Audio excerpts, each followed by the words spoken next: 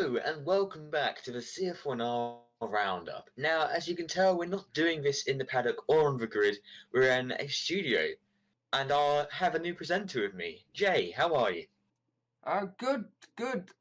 I'd hate to bore you with the whole "I'm so glad to be here." So let's get into it. Now, obviously, we've missed 3 roundup episodes: Bahrain again, and Zandvoort, all won by IQ Dawson. So you didn't miss much. But this race, whew, wasn't it mental? Yes, indeed, it was phenomenal.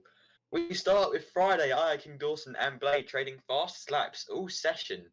Blade in FP1 and Dawson in 2 and 3.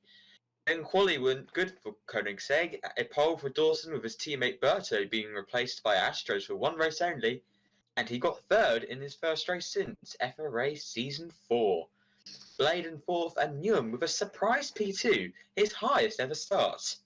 But the race, man, it was awesome. IQ Dawson had a good start. He was off into the distance, but 2 sectors in, disaster. The worst case they could have had. He hit the wall and he was out. He didn't actually sound or look that annoyed, but then, after Gomack and Newham retired, his teammate also crashed out. Both Koenigseggs out. It was an RCR's wet dream, wasn't it?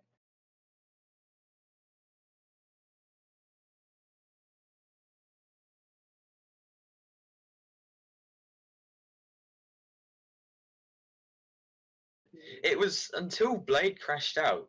Very crazy when you realise that all of the winning contenders were out, and you saw Callum, Lanor, and Silvi in the podium positions scrapping it out.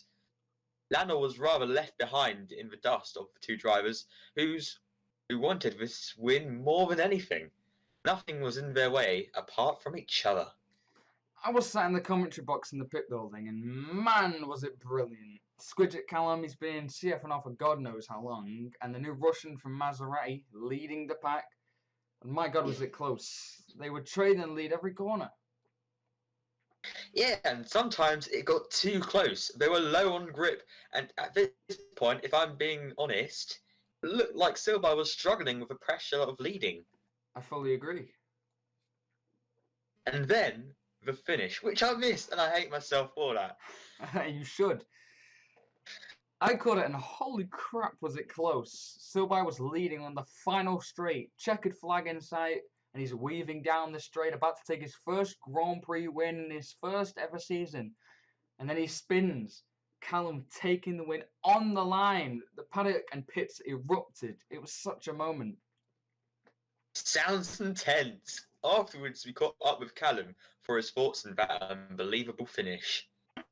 Okay, so we are joined by the Squidget Callum, our race winner. Callum, did you ever think coming into this weekend that you would walk out as the winner? Not necessarily. Obviously, because I started from the pit lane, it would have been a tough challenge to get decent amount of points. Obviously, as the race progressed and people like Mike and Jay and Blaze started crashing, then I think it was possible. Obviously, the end was very, very intense. On that final lap, did you see any sort of hope sitting behind Silby? The team radio did say to me, like, okay, we might be second, we'll take second, but obviously his exit on turn 1 weren't the greatest, so there was still hope. Right, so next weekend is Milan. Do you think maybe you can bring a little bit more hope? And now you've got this race win experience, do you think it will help you in the rest of your career? Milan's a very tough circuit, not necessarily one of my fan favourites. Obviously, I don't have a really good track record with them, obviously being lapped near enough 4 times. So it's going to be a really tough challenge at Milan. Okay, well, thanks for talking to us and congratulations on your win. Thank you. So that's that, I guess. Thank you so much for watching. Goodbye! Add that in.